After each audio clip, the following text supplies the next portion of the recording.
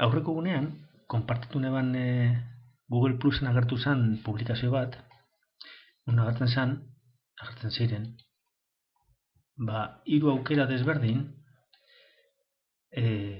testak edo galderak txertatzeko bideotan. Azkenengo biak edpuzzle.com eta educanon.comen galderak txertatez aparte ere gelak alitugu sortu eta ikaslei bidali bideoak baten, ez dakit educanon edo bestian aukera dago ere denboralizazioa egiteko eta gainera txertatutako galderak eta hoien erantzunak alditugu kontrolatu beste pantalla baten eta kontrolatu ikasle bakoitzaren garapen aurrerapenak.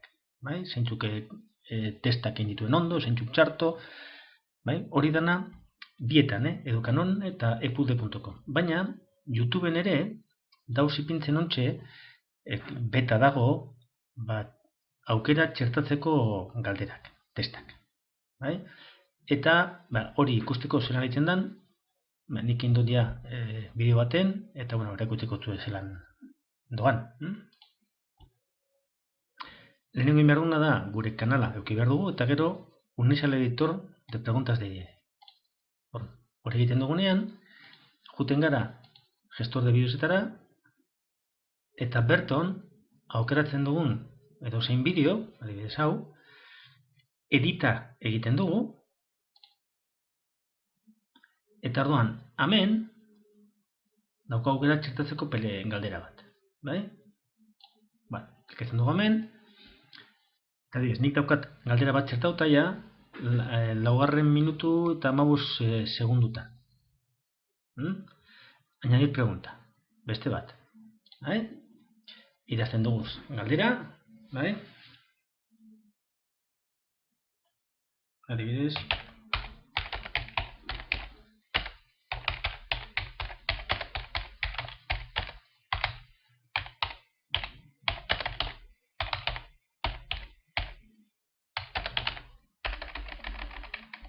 Maximo, barkatu. Eta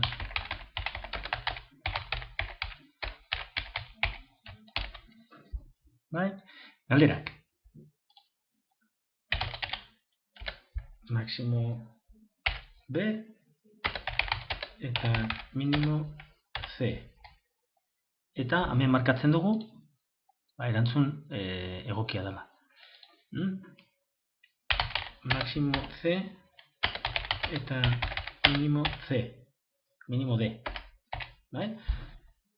Eta besteren bat, hemen gainera alda kokatu ohar bat edo.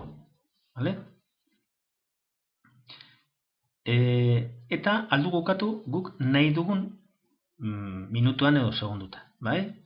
Segun zelan doan azalduta, momentu baten, hor bideoan azaltzen da, nondan zer dan maximo eta minimota, eta orduan.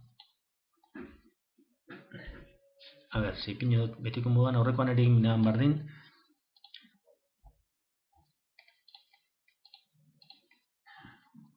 Orduan, bideoan, goten azaltzen, justo paten duzue. Zer baina eskumaldekoak bajua bat. Beraz, lehenko moduan, B puntuan gertu daren antzekoa, hau da. Bera eskerraldekoak altuagoak dira, baina eskumaldekoak ere altuagoak dira. Puntu baten dago minimo erlatibo bat, bere eskerraldekoak altuagoak dira bera baino, eta eskumaldekoak ere. Beraz, hemen dagoago, minimo erlatibo bat. Gerta zera, 74 izan dela, hemen 0,3. Eta malaudan, huerra cambios. Bideoetan ikusiko dugu. Tarduan. Funtzio baten. 73. Zertan da? Lehenengo zatian gertatu dana. Hau da. Eskumaldekoak ere. 74 llegatzen danean, agertzen da hemen. Nondik funtzionen máximo eta minimo relatiboak? Máximo B eta mínimo C, edo máximo C eta mínimo D. Bueno, aplikatzen badugu hemen, ari hau txarto dagoela, eta ez da aurrera juten. Aplikatzen badugu hemen, ondo dagoenez aurrera jarretzen da. Nahiko simplea da, beta dago, baina aukera emoten dago, eskumaldeko puntuak, aukera emoten dago, galdera juteko txertatzen. Ez dut uste, bueno, badakit, ez dakit ziasmo daukaten hori bai, baina momentu honetan ez da geratzen erreflejatuta inun, nok egin duen erantzuna eta hau txartu ondo egin dituen, edo holako gauzak ondineko ez ditugu, edo ez dakit aukera ongo dan hori egiteko. Nahi badiago kontrolatu, ikasleen aurrerapenak eta ikasleen erantzunak izan beharko dira beste biak. Izan beharko dira, edo amengo educanon, edo edpuzzle.com. ¿Vale? Venga.